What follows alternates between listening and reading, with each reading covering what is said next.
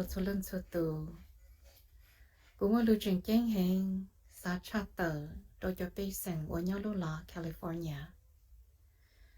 giờ có tàu nó lo giờ có lo phá trâu đại video là nó ấy có mua từ lúa chua lo giờ cho lúa chua nhớ đồ là California nó chỉ thó ra đại video nó đồ lỡ có lỡ tàu bỏ tàu nó mò cũng ở lưu trình chén hàng của cô xã charter cho luôn đời nó chỉ của biết tu cho luôn nữa cho luôn đời nó do chỉ sống chân kia li ta chỉ cho luôn đời nó do chứng tu cho luôn ở chứng tu xa cao cụ mua chặt tờ cho Basin California xuân thọ vấn đề của chị gì là ở đây video nó chặt tờ trong địa tê là ở khỏi chờ thua anh chị mua thua của tụi khăn cú xí hơn đầy lòng nhớ cơ kế chị tư giờ vì hai tia cũng muốn lần đó tụ khoa chú sân lọt thổ là mua message mua lưu trình chân hẳn ý tu thôi ý tu ta chỉ tụ chú sân powerful chapter và lòng cú cho kiến chân thế của lưu xe kia nên ý cho ổn chân cái chạy chia để rồi nên bao rong chắc của li cú tư yo chỉ bao mất cho bao từ angel đó từ angel nó ya chuyên đưa từ tu chi từ angel hoa Gabriel thằng Gabriel là sai của ta của thiên Garcia của thiên trả tít tia của thiên chân tít tia cái lòng kia của cho cái xã của cho cái chân tu vì linh đó của thiên lý gì hay tia bảo linh nó lỡ tia chân chú cho Plino chừng chân chắp lỡ li tên mong lò mua mì cà cho lò mua do vì li cha thì tôi đã chỉ li cha ấy là họ sai cô lọ lỡ tôi messenger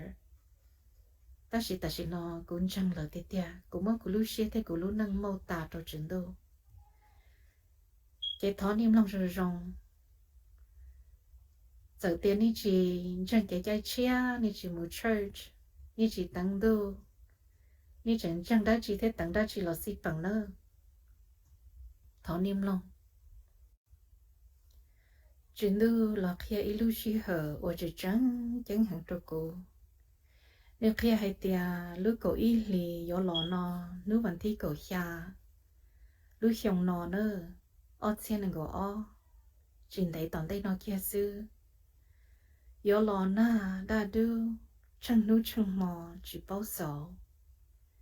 vì linh đó lúc là California gió mà nhá đề xa hàng lì vì hai tia mua chạp lâu chôn lá năng nhớ đầu lúc là California nó giờ hai tia cho bây sẵn chìm ban gió ế tờ cho rõ lo nó chạy nữa mà giống một tới mình lo hàng năng thiết chia sẻ trong lần đầu tù gió to và chế business in the lo yên giống mà nhá ta vì hai tia nếu lưu tín năng hẳn nếu sao là ba lo chờ trong ly trong tàu nếu có message nó chế ya li nó ya con chân cú nó chỉ thó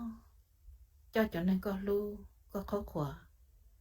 tự có lưu dây lưu ròn gió thiết châu xia gỗ na tỏ có na sầu lọ ta dẫu ở ly chả máu tỏ cá chân đó nó do này cho lưu do cái chế gì hay thì dẫu ở ly chả nhóm để có thể có chế năng ta chỉ của sẽ hỗ lực ta lợi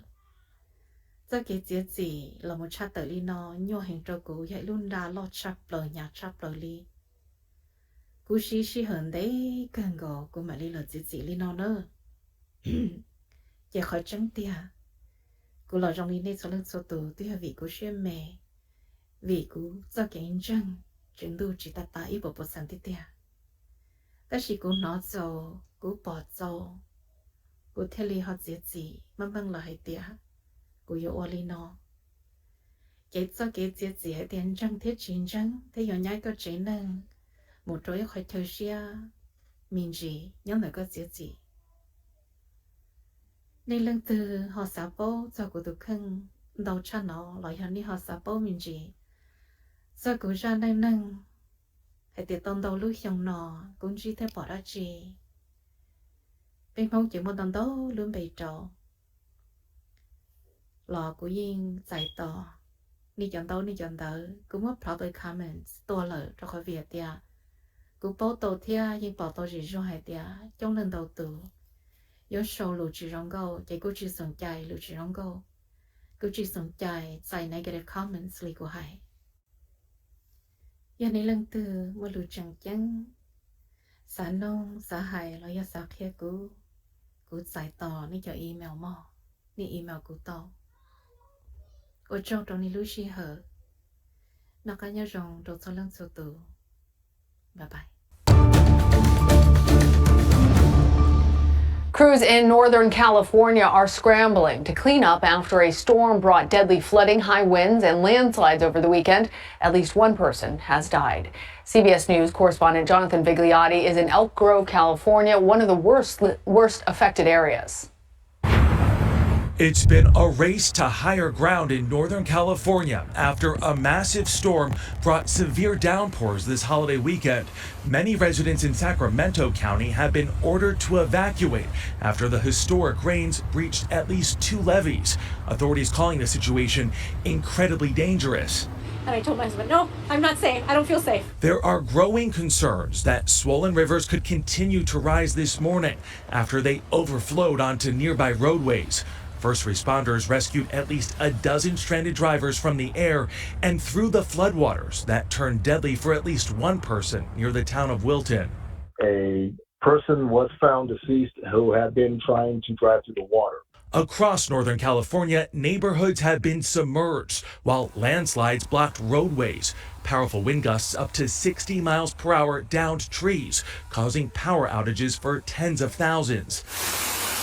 In the Bay Area, San Francisco's iconic Fisherman's Wharf experienced its wettest day in nearly 30 years, and the Oakland Zoo will remain closed for at least the next 2 weeks after a huge sinkhole there collapsed at its entrance. This is crazy. I've never seen it so deep here.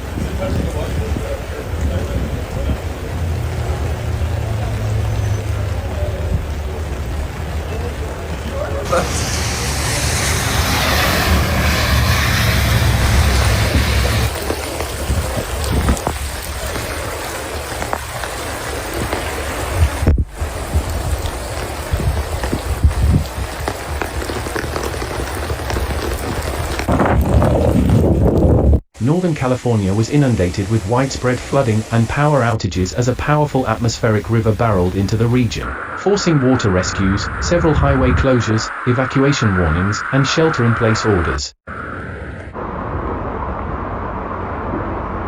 Despite the issues, the moisture is a bit of relief for drought-stricken California, which saw the driest beginning of the year on record and ended 2022 with drenched roadways, flooding rivers, and thick mountain snow. How much the parade of storms will make a dent in California's drought conditions, however, remains to be seen. Meanwhile, the storm, which also brought strong winds, knocked out power to more than 300,000 homes and businesses across California and Nevada as of early Sunday, according to poweroutage.us. And as streets flooded and river water levels rose, the storm also forced residents of several small communities in Northern California out of their homes on New Year's Eve as evacuation orders and warnings were issued. A strong atmospheric river brought heavy rain across the Bay Area on New Year's Eve. This specific type of atmospheric river is often called a pineapple express because of how quickly it helps transport water vapor from Hawaii to the west coast,